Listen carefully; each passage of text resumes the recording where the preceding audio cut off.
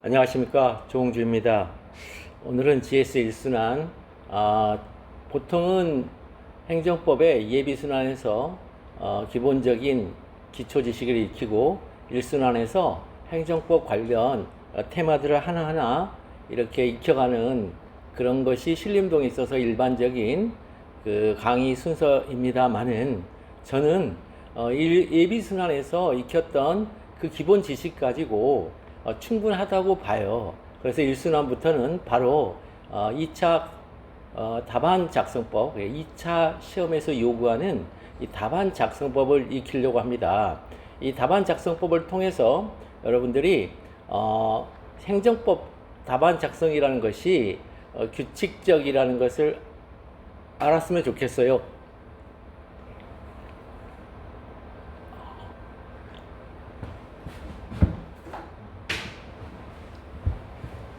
그래서 어, 그래서 답안 작성법을 통해서 계속해서 하셔야 되거든요.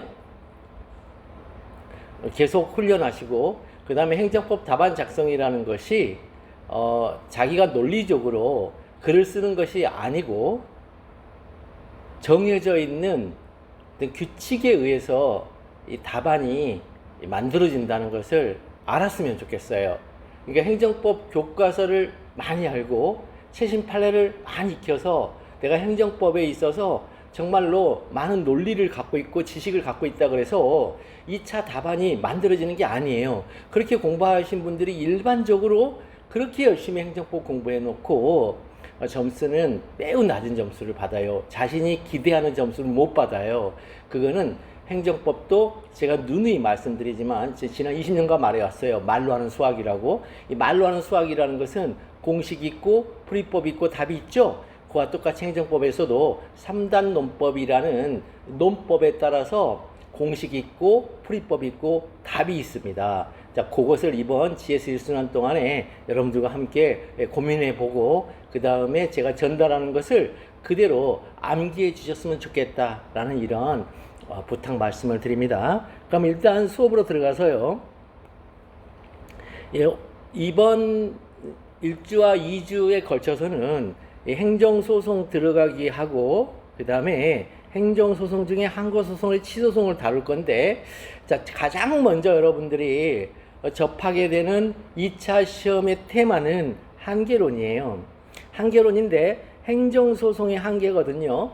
근데 이 행정소송은 여러분 이론이 아니에요. 행정소송법 3조하고 4조에 의하면은, 행정법 3조 4조에 하면 항고소송 있고 당사자 소송, 기관 소송, 민중 소송, 이렇게 총 4개의 소송이 있어요. 자, 기관 소송과 민중 소송은 객관 소송이라 그러고, 항고 소송과 당사자 소송은 주관 소송이라 그래요. 자, 이 말은 무슨 의미냐 하면, 주관 소송은 자신의 법률상 이익의 침해 혹은 자신의 권리 침해를 당한 사람이 원고가 돼서 제기하는 거예요. 그래서 권리 침해자 혹은 법률상 이익 침해자이냐가 중요해, 주관적으로. 이 객관 소송은 그런 사람이 아닌 일반인 누구라도 제기할 수 있는 소송이에요. 그래서 이 기관 소송 같은 경우는 원고가 정해져 있고요. 민중소송도 원고가 정해져 있어요. 뭐 때문에? 행정소송법 45조 때문에요. 원고와 피고가 정해져 있습니다. 자기 마음대로 할 수 있는 게 아니에요. 그러나 여기는 원고와 피고가 정해져 있지 않고, 원고는 법률상 이익의 침해를 받은 자가 항고소송의 원고, 권리 침해를 당한 자가 당사자 소송의 원고예요. 그리고 피고는 항고소송은 처분청이 되고, 당사자 소송은 대한민국이나 서울특별시와 같은 지방자치단체만 돼요. 공법인인. 자, 이렇게 이루어져 있어요. 그러면 이 행정소송의 한계론으로 들어가면요, 이 당사자 소송과 기관소송, 이 민중소송 있죠. 이 기관소송과 민중소송은 행정법 45조 때문에 한계론이 의미가 없어요. 이미 한계가 법으로 정해져 있어요. 법정주의에 의해서. 당사자 소송은 공법 있죠, 공법. 공법 영역에 있어서의 당사자 소송이거든요. 그러면 이와 유사한, 자, 사법 영역에 있어서의 당사자 간의 소송을 민사소송이라 합니다. 그러면 당사소송과 민사소송은 성질이 동일해요. 다만 그 분쟁이 발생하고 있는 영역이 공법 영역이냐, 사법 영역이냐의 차이밖에 없어요. 그래서 공법 영역에서 발생하는 것이기 때문에 약간의 차이점이 있어요. 법관이 재판 과정에 간섭하는 약간의 강도 차이가 있어요. 강도 차이. 그 강도의 차이 외에는 동일하기 때문에 한계론이 여전히 문제되지 않아요. 여기도.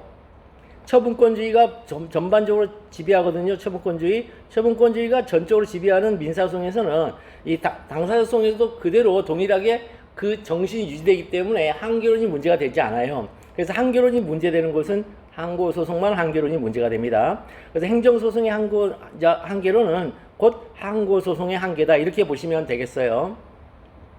그러면 이제 항고소송이 이제 뭔지를 한번 보겠어요. 항고소송은 세 개, 항고소송 4조에 가면은, 취소소송, 무효등 확인소송, 부작위 위법 확인소송, 이렇게 세 개가 있어요. 세 개가 있는데, 요런 것은 뭐냐면, 청구취지 있잖아요. 청구취지 1번, 청구취지 1번에 서술어를 말해요. 이게 서술어. 무슨 얘기냐. 자, 소장을 보면요. 소장을 보면 원고, 피고, 그 다음에 청구취지 1번, 2번, 라는 판결을 구합니다. 여기까지 한번 볼게요. 이렇게 돼 있어요. 이렇게 돼 있을 때, 이 청구취지 1번 있지, 1번. 뭐뭐를 취소한다. 이렇게 돼 있습니다. 이렇게 돼 있어요. 이렇게.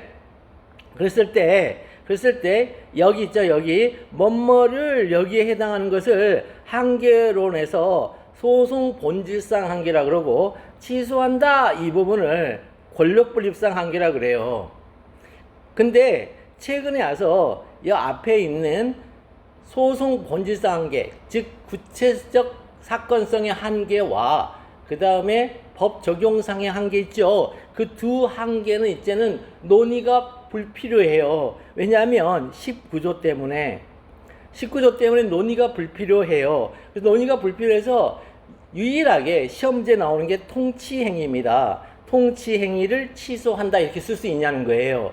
통치행위를 취소할 수 있냐. 여기와 관련된 거예요, 이거. 통치행위를 취소할 수 있느냐. 이와 관련되어 있는 게 소송 본질상 한계 유일한 문제이고, 물론 이제 뭐 법령의 해석을 취소한다 이렇게 쓸 수 있냐 이렇게 물어보기도 하는데, 그거는 최근에 물어보는 거 아니에요. 그 공인논문사에서 한번 나왔거든요. 근데 5공채에서 나오기는 힘들고, 그 다음에 의무행소송하고 부작위 확인 소송은 있잖아요. 이 뒷부분을 자, 취소소송은 취소한다 해요. 무효등 확인소송은 이 부분이 뭐냐, 무효임을 확인한다 이렇게 쓰는 거예요. 부작위 확인소송은 이 부분이 부작위가 위법함을 확인한다 이렇게 쓰는 건데, 의무행소송 뭐뭐를 행하라 이렇게 쓴다 그래. 행하라 이렇게 쓴다거나, 혹은 뭐뭐를 해서는 아니 된다 라고 이렇게 이 뒷부분에 이렇게 소수를 쓸 수 있느냐, 이게 바로 권력분립상 한계로서의 무명항고소송 논의예요. 그러니까 항계소송, 이 행정성의 한계 논의는 결국 뭐와 관련있냐면, 취소소송의 소장, 항고소송의 소장에서 청구치 1번에 통치행위를 취소한다 이렇게 통치행위를 목적으로 쓸 수 있느냐, 첫 번째 그 대상으로 쓸 수 있느냐 그 문제고, 두 번째는 앞부분은 잘 썼는데 뒷부분을 건축허가를 행하라, 건축허가를 해서는 아니 된다 이렇게 쓸 수 있냐는 거예요. 왜냐하면 이 뒷부분의 서술어는 4조, 행정법 4조에 하면 취소한다, 무효임을 확인한다, 부작위 위법함을 확인한다 이렇게 세 개만 쓰도록 되어져 있는데, 여기에 쓰여져 있지 않은 이 두 개의 서술어도 쓸 수 있느냐. 왜? 4조에 없다, 무명. 그 다음에 소장은 동일하게 쓴다, 항고소송 이렇게 쓸 수 있느냐. 그래서 총 이렇게 통치행위, 의무행소송, 부작위방소송 이렇게 세 개가 한계론에서 시험에 나오는 테마예요. 다른 데서 안 나와요. 여러분, 행정성의 한계론 교과서 보면 거의 한 8페이지에 걸쳐서 논증이 전개되고 있는데 아무런 의미가 없어요. 그 백날 공부해봐야 소용없어요. 그거는 1차 공부할 때는 필요한 거지, 2차 수험생 입장에서는 불필요한 과잉학습이에요.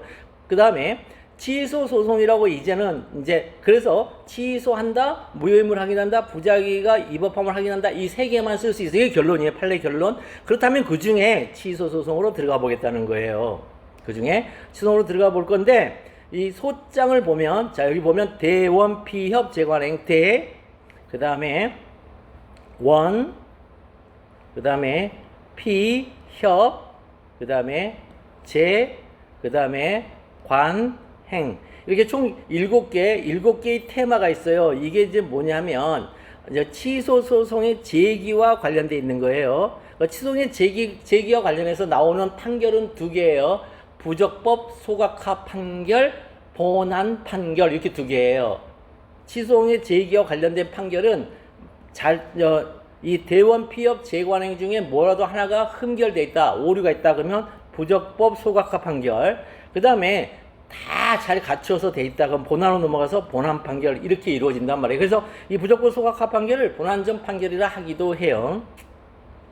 그러면 이 대원 피협 재관행이라는 것은 어디서 나왔느냐? 자, 소장을 한번 보겠습니다. 소장을 보면 소장 이렇게 써져 있어요. 그 다음에 원고, 자 피고, 그 다음에 인지대를 붙이는 곳이 있고 청구 취지 1번 있으니까 뭐뭐를 취소송이니까 취소한다겠죠. 취소한다. 그 다음에 2번 소송 비용이죠. 소송 비용은 피고의 부담으로 한다. 이겨야 되니까 피고의 부담으로 한다. 이렇게 돼 있고 그 다음에 청구 원인은 뭐냐면 왜 취소를 왜 해줘야 되는데 그러니까 위법하니까라는 주장을 하죠. 위법에 대한 주장. 그 다음에 여기에 이제 증명을 해야 되잖아요. 그래서 입증 방법이 있습니다. 입증 방법이 있고 입증 방법에 따른 첨부 서류들이 있습니다. 근데 이 첨부 서류에는 3가지 서류는 필수 서류예요. 그 3가지 서류가 빠지면 안 받아주죠. 첫 번째는 처분서. 두 번째는 소장 부본. 그죠? 처분서, 소장 부본. 그 다음에 세 번째가 이 입증 방법에 관련된 서류들, 입증 서류들. 이런 것들 다 내야 되겠죠. 그 다음에 첨부 서류 다음에는 이제, 땡땡년, 땡땡월, 땡땡일이라는 이제 접수일이 있고, 그다음 땡땡 법원 귀중, 이렇게 되어 있죠. 그럼 여러분 아까 대원 피협 재관행, 이거 절대 잊어버리면 안 됩니다. 잊어버리면 안 돼요. 그러면 대원 피협 재관행 한번 볼게요. 대원 피협, 여기가 대, 원, 피, 협의 소익이 없죠.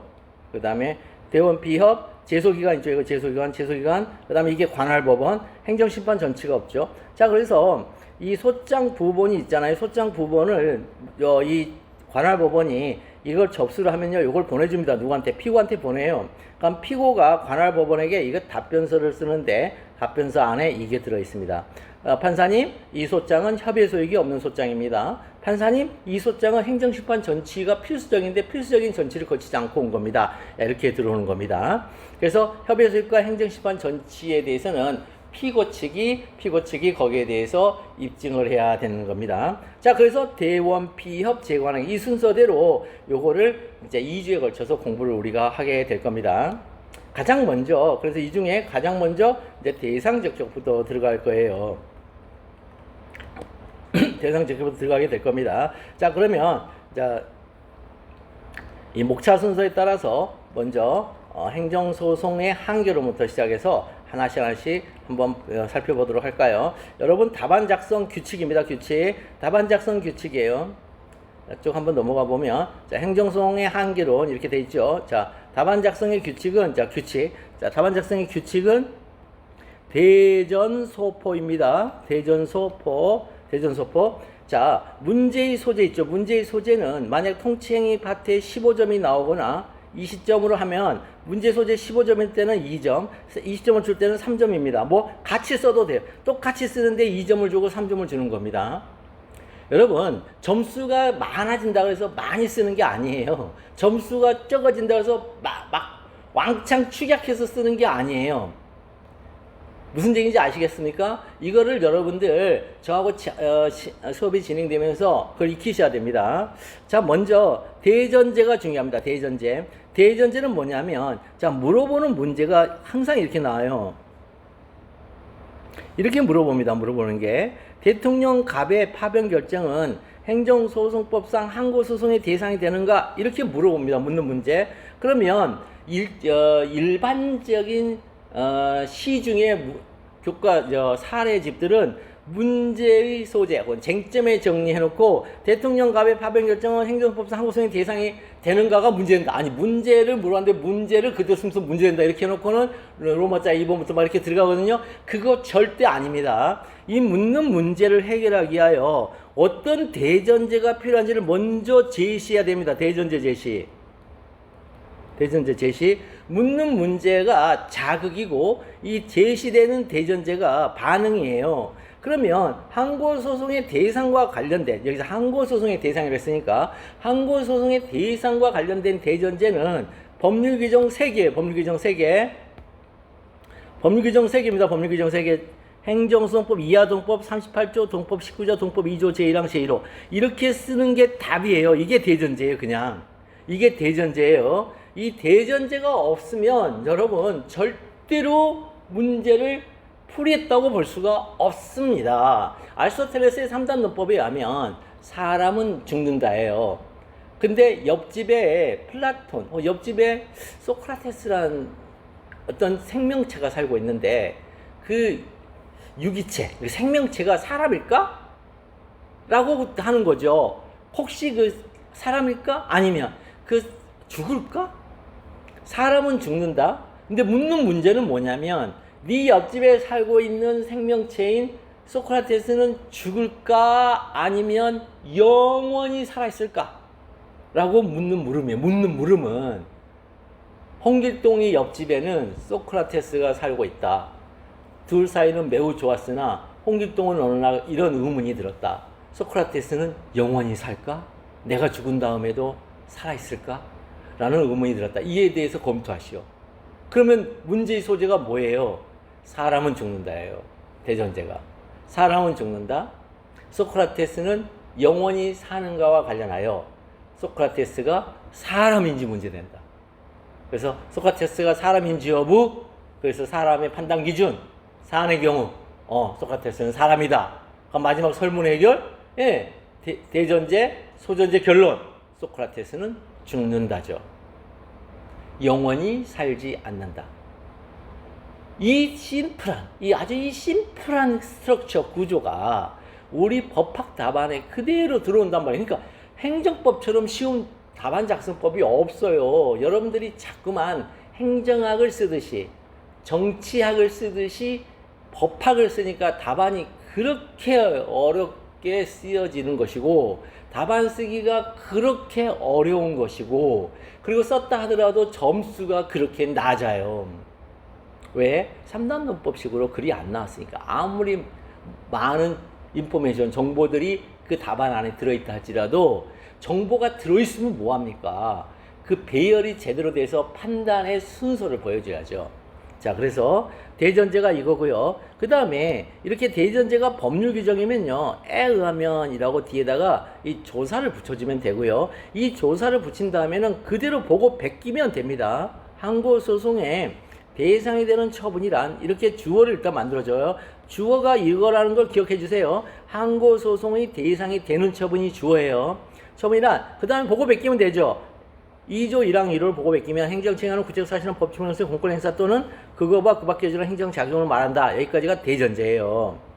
그 다음에 이제 묻는 문제가 뭐냐면 대통령 갑의 파변 결정은 행정소송법상 항고소송의 대상이 되는가? 이 묻는 문제를 빼내기 위한 기승전결할 때 전 있죠. 전 기승전결할 때 이 전에 해당하는 문장이 전제 상황이에요.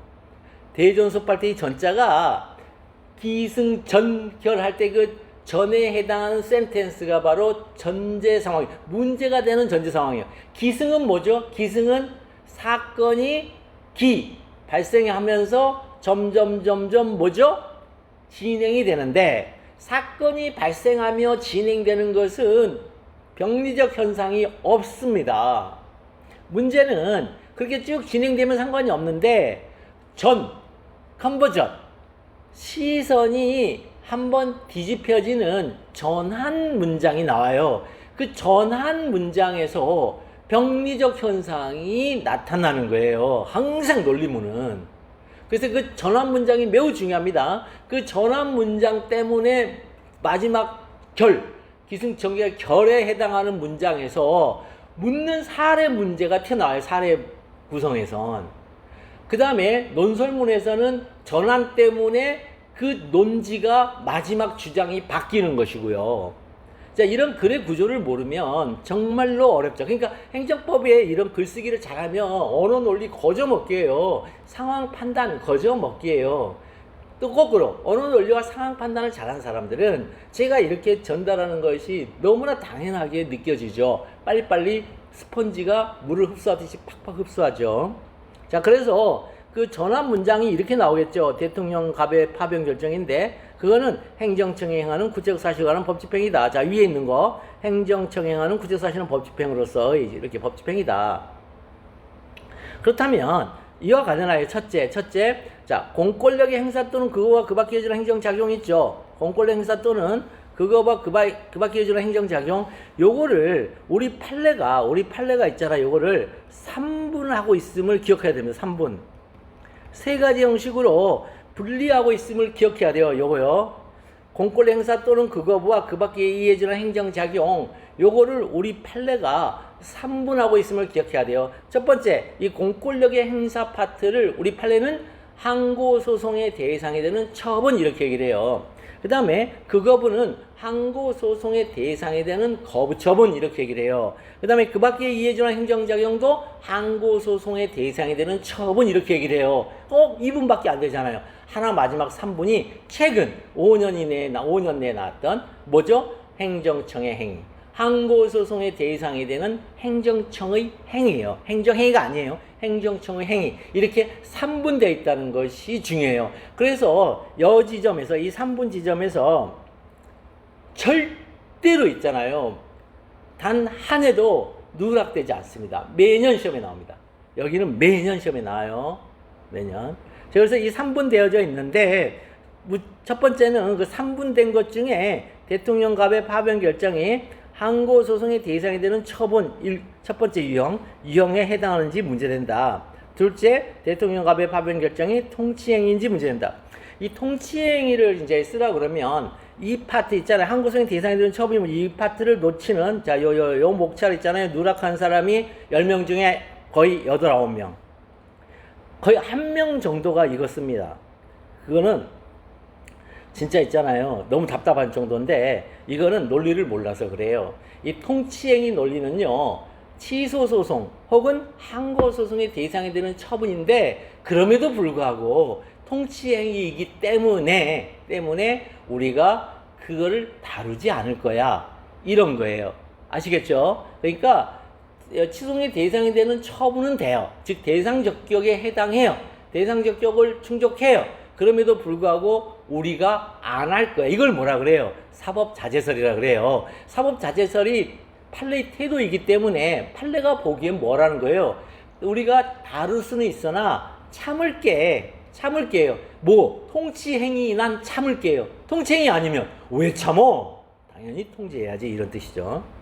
자, 그래서 이런 2단계로 간다는 걸 꼭 기억을 해주세요. 즉 파병 결정이 통치행위냐가 먼저가 아니고 파병 결정이 항고소송의 대상이 되는 처분이냐를 먼저 검토한 다음에 예스 맞아, 그렇다면 통치행위인 거야 이렇게 가는 거예요. 노 하면 검토할 필요가 없고요. 그러면 대통령 갑의 파병 결정이 항고소송의 대상이 되는 처분인지 여부, 항고소송의 대상이 되는 처분 이렇게 나왔죠. 그럼 마찬가지로 판례도 항고소송의 대상이 되는 처분이라 이렇게 봤습니다. 얼마나 논리적입니까 지금. 항고소송의 대상인지 문제된다 해서 문제 이렇게 들어오고, 그다음 인지 여부에서 판례도 이렇게 시작하고, 그렇게 해야 이것을 논리적인 단계 구조가 이루어졌다고 하고 있죠. 항고소송의 대상이 되는 처분이란 원칙적으로 행정청의 공법상 행위로서 특정 사항에 대하여 법규상 권리 설정 또는 의무의 부담을 명하거나 기타 법률 사건을 직접 발생하게 하는 등 하는 등 국민의 권리움에 직접 관계 있는 행위를 말한다 이런 거죠. 그러면 이제 사안의 경우를 쓸 때 이거는 무조건 필수 암기죠. 판례는 판례 필수 암기예요. 여러분 판례 여러분들 마음껏 공부하지 마세요. 판례는 리딩 케이스 판례가 있어요. 리딩 케이스 판례 밑에 이 각종의 구체적인 사건들이 하나씩 밑으로 쭈룩쭈룩 떨어져 내리는 거예요. 근데 여러분들 공부하라 그러면 그 판례들을 공부하더라고요. 리딩 케이스를 공부하는 게 아니라. 그러니까 점수를 높이 줄 수가 없어요. 개별 판례가 중요한 게 아니고 어떤 채 있죠. 채를 막 이렇게 했더니 이렇게 채가 있잖아요. 채가 이렇게 왔다리 갔다리 할 거 아닙니까? 그럼 여기다가 막 이제 바위들 뭐 돌 같은 거 하면은 밑으로 고운 모래들이 막 떨어지잖아요. 그죠? 그러니까 이걸 여러분들이 외우는데 이걸 외우는 게 아닙니다. 이런 구체적인 판례 사안을 외우는 게 아니고 요거 채를 외워야 돼. 이 채를. 요 채를 외운 다음에 지금 구체적인 사례로 주어지는 걸 여기다 해놨더니 이런 결론들이 나오는구나. 이렇게 써야 된단 말이에요. 이걸 뭐라 그래요? 판례 사안의 경우에서 이걸 사안포섭이라 한단 말이에요. 요거를. 그러니까 요 리딩 케이스 요거를 외우셔야 돼요. 요거를 외우셔야 돼요. 요거를 외우셔야 됩니다. 그래서 이거를 행공특법권의 국권직관 이렇게 오시는 거예요. 행공특법권 권의기 그 다음에 국권직관 이렇게 오셔야 돼요. 행공특법권의 국권직관 이거 무조건 달달달달 꾸며서 나올 정도로 외우셔야 돼요. 두 문자로 행공특법권의 국권직관 행공특법 권의기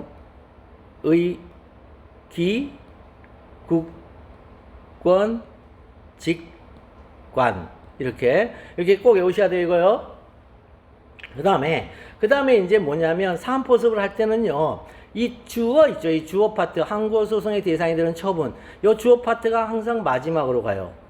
항고소송의 대상이 되는 처분. 그 다음에 인지 여부잖아요. 그러니까 이다 아니다 이렇게 끝나죠. 여기서는 이다로 끝났네요. 그 다음에 그 검토하고자 하는 대통령 갑의 파변 결정이라고 나왔죠. 파변 결정 2가 이제 은으로 바뀌면 되겠죠.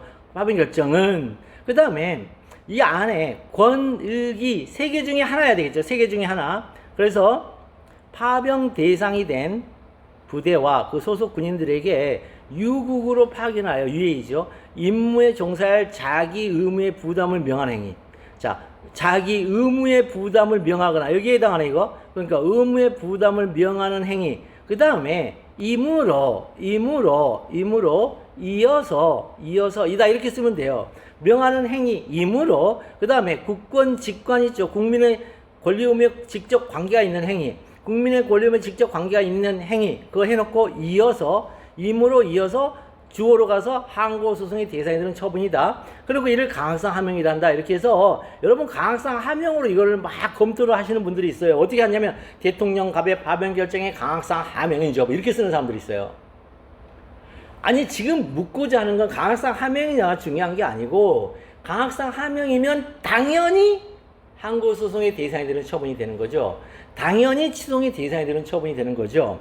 강학상 하명이기만 하면 이게 행정행위이므로 그거 검토하라는 거 아니죠. 그 위에 있는 좀 더 추상적인 위에 있는 치송의 대상이 되는 처분이냐 혹은 항고소송의 대상이 되는 처분이냐를 먼저 검토하고 처분 맞아요.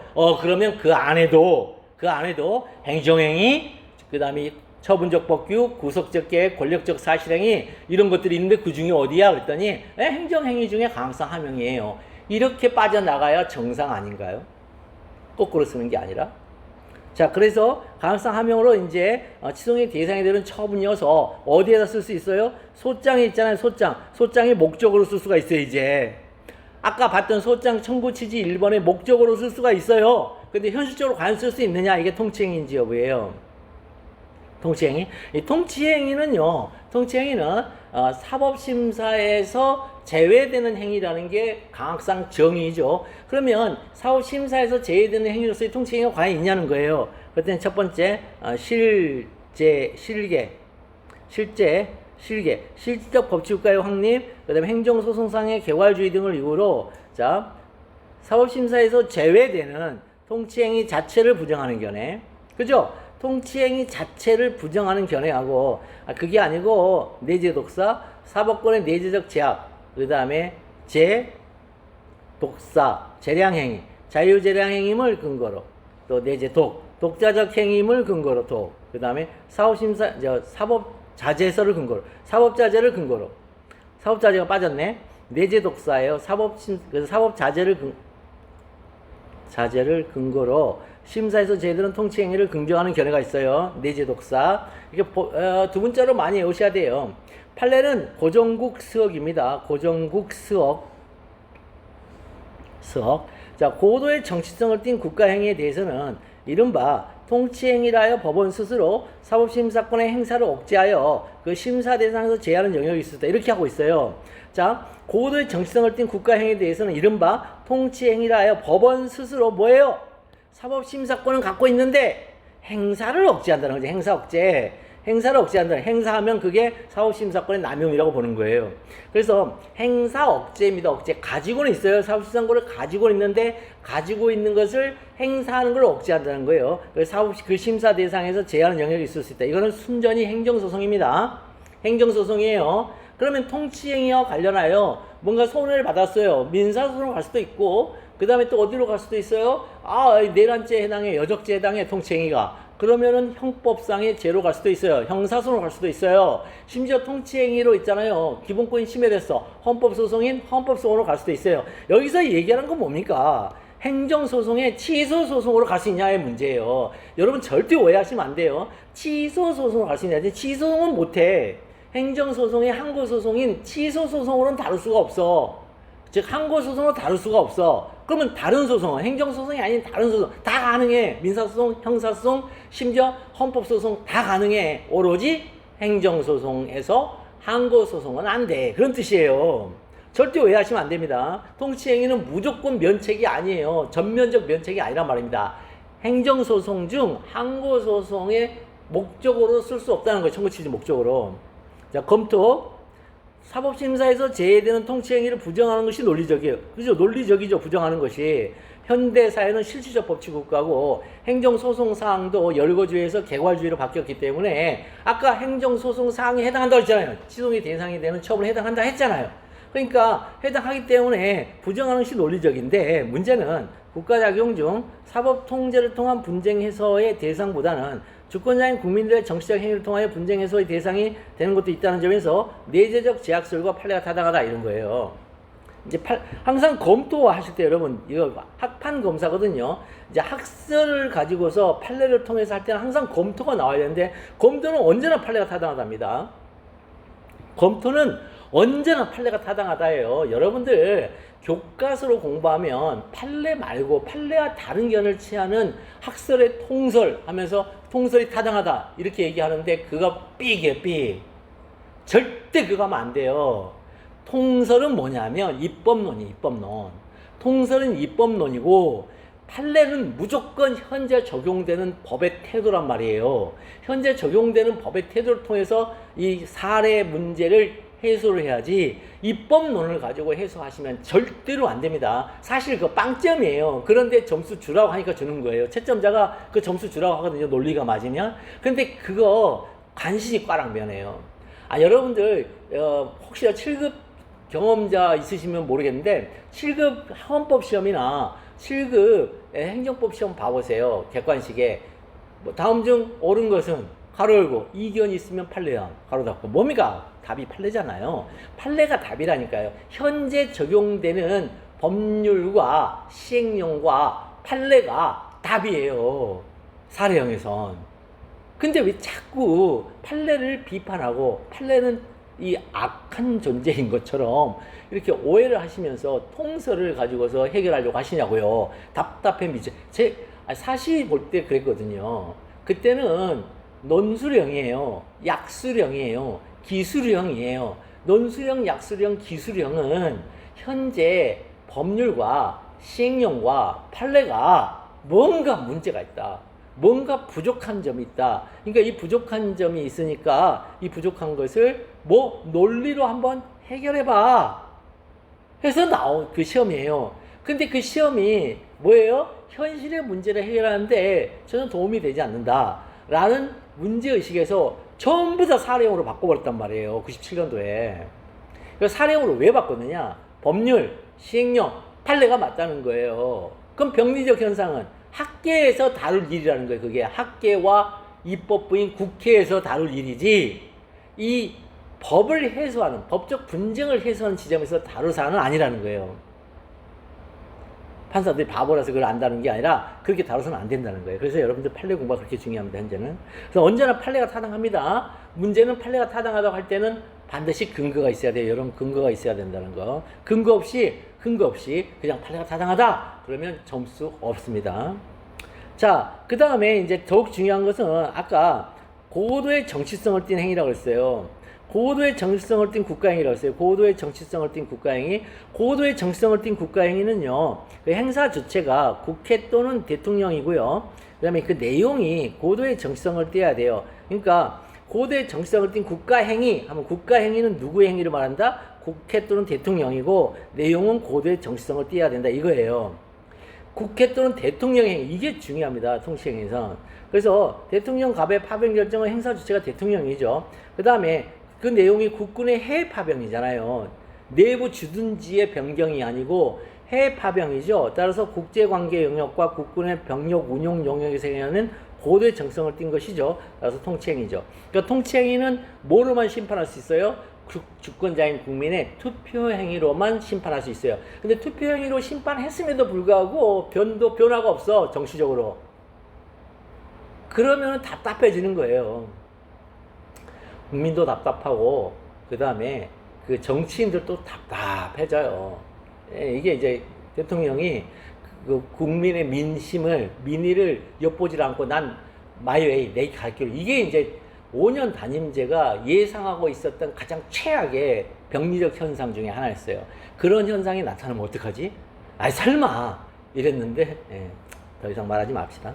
자, 설문 해결. 그래서 대통령 갑의 파병 결정은 항고소송의 대상이 되는 처분 맞아요. 근데 이기는 하나 사법심사가 자제되는 통치행위죠. 사법심사가 자제돼야 되니까 청구취지 1번의 목적으로 쓸 수 있다 없다? 못 써요. 따라서 목적으로 쓸 수가 없다. 이거를 행정법상 항고소송의 대상이 되지 않는다.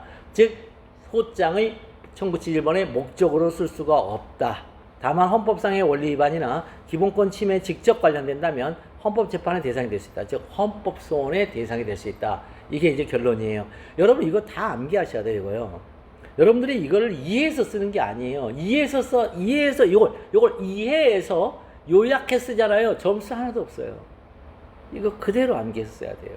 그러니까 이 행정법은 답안 작성 훈련이 매우 필요한 과목 중에 하나입니다. 똑같이 써야 되기 때문에 세상에 사람들이 제일 싫어하는 게 똑같이 쓰는 거예요. 그거를 한번 읽고서 네가 이해한 대로 써봐. 그러면 자기가 지금까지 살아온 세계관에 비춰서 어떻게든 메꾸어 나가거든요. 빈 공란들을.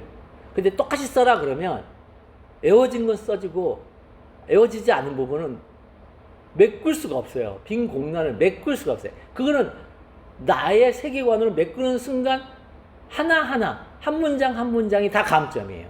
메꾸는 순간. 그래서 메꾸지 말라는 거예요. 법학답안은 메꾸지 말라는 거예요. 그럼 뭘로 메꿀 수 있는 유일한 게 있어요. 법률 규정이에요. 법률 규정으로 메꿔라. 혹은 판례로 메꿔야 하는데 판례가 기억이 안 나니까. 근데 법률 규정은 비치법조로 주니까. 법률 규정 비치법조로 준 거로 메꾸면은 꽈락을 면합니다. 그런데 자기 머릿속에 이거는 나의 리걸 마인드로 메꿀 수가 있어 하면서 메꾸는 작업을 하잖아요. 그리고 자기가 공부했었던 걸 충분히 감안해서 그걸 그러니까 서머리에서 쓰잖아요. 꽈락이에요. 장담한 그 꽈락이에요. 물론 물론 그 꽈락이라는 건 그 문제에 있어서만큼 꽈락이 돼버립니다. 자, 그 다음에 두 번째 이제 여기는 뭐냐면 청구취지 1번에 서술어 파트를 가리키는 거예요. 서술어 파트. 즉 목적어가 아니고 서술어 파트. 그래서 의무행소송은 뭐뭐를 행하라 이렇게 쓸 수 있냐는 거예요. 거기다가. 그 다음에 이거는 뭐뭐를 해서는 아니 된다. 예방적 부작위 소송은 뭐뭐를 해서는 아니 된다. 이렇게 서술어, 청구취지 1번의 서술어를 쓸 수 있느냐의 문제예요. 자, 봅시다. 뭐뭐를 행하라. 자, 의무행소송과 관련되면 자, 여기서는 법원조직법이 튀어나오면 고득점. 법원조직법이 왜 튀어나오냐면 행정소송법 8조 2항 때문에 그렇습니다. 그래서 여기 행정소송법 8조 2항을 언급하면서 8조 2항에 의하여 준용되는 법원조직법 제2조 제1항 그 다음에 에 의하면 하고 보고받기라고 했죠. 행정소송법 8조 2항에 의하여 준용되는 법원조직법 제2조 제1항에 의하면 하고 여기까지 보고받기면 돼요. 법원은 헌법에 특별한 규정이 있는 경우를 제외한 모든 법률상의 쟁송을 심판하고 이 법과 다른 법률에 따라 법원에 속하는 권한을 가진다. 자, 모든 법률상의 쟁송을 심판한다. 이제 쟁송을이죠. 그러니까 이게 대상이에요. 이게 대상. 이게 대상 적격인데 대상은 이미 이제 앞에서 통치행위 파트에서 이미 하고 왔고, 그러면 이제 이 법에 따라 법원에 속하는 권한, 이거는 이제 서술어 파트예요. 청구 취지 1번에 앞에 있는 건 대상이고 여기는 서술어 파트예요. 서술어 파트에 있는 것들을 법원에 속하는 권한이라 그래요. 근데 그 서술어로 쓸 수 있는 걸 봤더니 행정소송법 이하동법 제3조 및 제4조에 의하면 항고소송에는 취소소송, 무효당성, 부작위왕 소송이 있다. 그죠? 그러니까 서술어로 뭐만 쓸 수 있어요? 취소한다, 무효임을 확인한다, 부작위가 위법함을 확인한다. 이렇게 쓸 수 있다는 거예요. 3개. 쓸 수 있는 게 3개라는 거예요. 표현이. 그렇다면 이 갑이 제기한 엄면허 면적을 종전으로 환원하여 주는 처분을 청구해요. 환원하라, 종전으로 환원하라 라고 쓰는 것을, 이거를 소위 음행소송이라 그래요. 그러니까 갑이 어떻게 제기했냐면 소장을 청구 취지 1번에 뭘 썼냐면 엄면허 면적을 종전으로 환원하라 이렇게 썼다는 거예요. 청구 취지 1번을. 자, 엄면허 면적을 종전으로 환원하여 주는 처분을 청구하는 행정소송을 제기하는 것은 적법하게 인정될 수 있는가? 이렇게 문제를 물어봤어요. 이게 묻는 문제와 관련하여, 자, 소위 의무행소송이니까 소위 의무행소송이 행정법원이 가지는 행정법원에 속하는 권한인지 문제된다. 그죠? 이 법과 다른 법률에 따라 법원에 속하는 권한을 가지는데 행정법원에 속하는 권한인지 문제되죠. 그럼 이걸 그대로 목차로 갖고 오면 돼요. 소위 의무행소송이 행정법원이 가지는 행정법원에 속하는 권한인지 여부, 혹은 행정법원이 가지는 권한인지 여부, 혹은 행정법원에 속하는 권한인지 여부, 뭘 써도 상관없어요. 저는 다 써버렸는데. 그럼 학설을 보면은 자 권력분립 원칙상, 권력분립의 원칙상, 자, 의무이행소송은 법원이 판결의 형식으로 행하는 처분이죠. 법원이 판결의 형식으로 행하는 처분이잖아요. 행하라! 건축허가를 하라! 건축허가를 행하라! 라는 판결을 구합니다. 그랬더니 판결문으로 건축허가를 행하라! 이렇게 썼단 말이에요. 판결 주문에. 그럼 이거 뭐예요? 판결의 형식으로 행하는 처분이잖아요. 그런데 우리 헌법상 처분은 누구만 할 수 있어요? 행정부만 할 수 있어요. 처분은 행정부만 할 수 있어요. 우리가 흔히 얘기하는 처분은 물론 이제 막 법정에 들어가네 마네 방청권 준해한제 이것도 법원에서 행하는 처분이긴 한데, 우리가 흔히 말하는 일반적으로 생각하는 처분은 행정청의 권한이죠. 즉 행정부의 권한이죠. 따라서 권력분립 원칙상 그건 행정부의 권한이라는 점. 두 번째는 음행소송의 인정 여부는 입법정책의 문제라는 점. 입법정책의 문제, 즉 입법부가 결정해야 된다는 거. 근데 입법부가 어떻게 결정을 했냐면 우리 행정소송법은 4조의 항고소송의 종류는 열거적 제한적이라는 것이에요. 입법정책의 문제인데 입법정책의 문제를 가만히 들었다 봤더니 열거적 제한적으로 결단을 내렸다는 거예요. 입법부가, 우리나라는. 그래서 음행소송이 행정법원에 속하는 권한임을 부정하는 견해. 그랬더니 권력분립의 목적을 뭐예요? 권력분립의 목적이 뭐예요? 권력 상호 간의 견제를 통한 국민의 권리 보장이죠. 따라서 권리 보장만 할 수 있다면, 권력 상호 간의 견제니까 국민의 권리 보호만 할 수 있다면 뭐도 할 수 있다? 행정부가 행하는 처분을 할 수가 있다. 그래서 행정법 4조 1호의 변경을 보면, 자, 변경 4조 1호에 여러분들 뭐라고 나왔어요? 취소 또는 변경이라고 나왔어요. 그러니까 변경은 문자 그대로 적극적 변경으로 보아야 한다. 그리고 행정법 제4조는 예시 기준이다. 열거가 아니라. 즉 대표적인 거 취소한다, 무효임을 확인한다, 부작위 위법함을 확인한다는 건 대표적인 거 3개고 그 외에도 여러 개가 있는데 굳이 넣지 않았다. 즉 예시규정이라는 점에서 음행소송이 행정법원에 속하는 권한임을 긍정하는 견해. 원칙적으로 긍정할 수는 없으나 처분 요건이 이례적이고 사전에 구제하지 않으면 회복할 수 없는 손해가 발생할 수 있으며 그 다음에 다른 구제 방법이 없는 경우에는 음행소송이 행정법원에 속하는 권한임을 인정해야 한다는 제한적 허용서를 이렇게 했습니다. 자, 음행소송에 그러면 자 판례는 뭐냐면 검사에게 압수물 환부를 이행하라 이렇게 썼단 말이에요. 검사에게 압수물 환부를 이행하라 이렇게 청구치 1번을 썼어요. 수로를.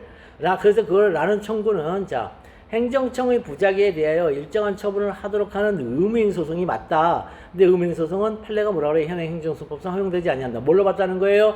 열거적으로 봤다는 거죠. 자, 검토 및 사안의 경우 항고소송의 종류를 정하고 있는 행정법 제4조를 예시적 규정으로 해석하여 무명 항고소송 형태로 음행소송을 실무하는 것이 가능하다는 견해는 첫 번째, 명문으로 인정된 부작위 확인 소송을 사문화시키는 거죠. 자, 부작위 확인 소송을 사문화시키는 거예요. 따라서 입법자 의사에 반하는 해석이 왜? 입법자의 의사는 너는 부작위 확인 소송을 제기를 해야지 음행 소송을 제기해서는 안 돼. 그게 입법자의 의사라는 거예요. 그 다음에 행정소송법은 절차법으로서 법정주의가 적용되죠. 행절법. 그 다음에 행정법은 절차법으로서 법정주의 행절법. 그 다음에 항고소송은 행정처분에 대한 사후적 통제수단이죠. 즉 처분이 먼저 있어야 사후적으로 취소한다, 무효임을 확인한다 라는 사후적 통제수단인 점에서 음행소송은요 행정법원에 속하는 권한임을 부정하는 견해와 판례가 타당하다. 소위 음행소송은 행정법원이 가지는 행정법원에 속하는 권한이 아니죠. 자, 묻는 문제에 대한 답을 해줘야 돼. 언제나 사안의 경우 마지막 문장은 요 묻는 문제에 대한 답을 해줘야 돼. 소위 음행소송이 행정법원이 가지는 행정법원에 속하는 권한인지 여부 묻는 문제. 소위 음행소송은 행정법원이 가지는 행정법원에 속하는 권한이 아니다. 권한이 아니다. 이렇게 써줘야 된다니까요. 그다음 설문 해결. 그렇다면 면허 면적을 종전으로 환원해주는 처분을 청구하는 행정소송을 제기하는 경우 적법하게 인정될 수 있지 않다. 적법하게 인정되는가? 이렇게 물어봤죠. 따라서 적법하게 인정될 수 있지 않다. 이렇게 쓰시면 돼요. 그 다음에 뭐뭐 해서는 안 된다가 예방적 부작위 소송입니다. 이것도 마찬가지로 여기도요. 자, 행정법 3조 및 제4조에 의하면 항고소송에는 자, 서술어에 뭘 수 있어요? 취소한다. 무효임을 확인한다. 부작위가 위법임을 확인한다. 이렇게만 쓸 수 있다는 거예요. 3조 및 4조에 하면. 그러면 이 갑이 제기한 소송 형식이 이 3개 중에 하나냐 했더니 그게 아니고 소위 예방적 부작위 소송이네. 예방적 부작위 소송? 3조 4조에 언급이 없는데 그러면 소위 예방적 부작위 소송이 현행 행정소송법상 허용될 수 있는가? 3조 4조에도 없는데 그랬더니 예방적 부작위 소송의 제기가 가능한지 문제된다. 제기가 가능한지 여부 학설 아까 했었던 거 있잖아요. 위에서 음행소송 했었던 거 그대로 갖다 쓰시면 돼요. 왜? 똑같아요. 상황이. 음행소송은 건축허가를 행하라. 그 다음에 뭐뭐를 해서는 아니 된다. 즉 하나는 뭐뭐를 행하라. 적극적 자기처분이고 밑에는 뭐뭐 해서는 아니 된다. 소극적 부작위 처분이잖아. 즉 거부처분을 가리키고 있잖아요. 부작위인 거부처분. 그러니까 둘이 같아요. 양상만 정반대 양상으로 나오지 그 이면에 숨어있는 본질은 똑같아요. 그래서 학설도 똑같이 씁니다. 형식적 권력분리 원칙, 4조는 열거규정, 부정, 실질적 권력분리 원칙, 그 다음에 예시규정, 긍정, 그 다음에 처분 요건이 이례적이고 미리 구제하지 않으면 회복하기 손해 발생 우려, 다른 권리구제성이 없는 예외적인 경우에만 허용 가능하다는 거예요. 그래서 일미다. 일미다. 이렇게 오시면 돼요. 두 문자로. 그 다음에 형렬 실례 일미다. 이렇게 쓰시면 돼요. 형렬이가 실례했어 일미다에게. 이렇게 외우시면 돼요. 판례는 자 피고에 대하여 자 이 사건 신축 건물의 준공 처분을 하여서는 아니 된다. 이게 청구취지 1번이니까 이게. 청구취지 1번이 피고에 대하여 이 사건 신축 건물의 준공 처분을 하여서는 아니 된다. 이렇게 써놨어요. 청구취지 1번을. 그래서 뭐뭐 해서는 아니 된다가 청구취지 1번이에요. 수로로. 이건 무슨 청구? 부작위를 구하는 원고의 예비적 청구다. 행정소송에서 허용되지 않냐는 것이므로 부적법하다. 검토 및 소결. 행정소송법은 행절법, 행정소송법은 절차법으로서 법정주의가 적용된다는 점. 항사통. 항고소송은 행정청의 판단에 대한 사후적 통제 제도라는 점에 비추어 판례가 타당하다. 예방적 부작위 소송의 제기는 가능하지 않다. 설문 해결. 자, 갑이 비구청장을 피고로 하여 제기한 피고는 소의 의뢰에게 건축가를 해서는 아니 된다는 청구는 소위 예방적 부작위 소송으로 현행 행정소송법상 허용되지 아니한다. 이렇게 쓰시면 되겠습니다. 자, 조금 쉬었다가 이제 소장에 있잖아요. 소장에 청구취지 1번의 목적어로 뭘 쓸 수 있는지, 그리고 수로는 내 마음대로 쓸 수 있는지에 대해서 행정소송의 한계라는 테마를 가지고서 공부를 했어요. 이제는 행정소송 중 항고소송 중 취소한다. 소장 청구취지 1번에 수로를 취소한다라고 쓰는 것에 그 판단 기준들, 그 얼마나 잘 써야 되는지에 대해서 우리가 한번 공부를 해보도록 하겠습니다. 조금 쉬었다 하겠습니다.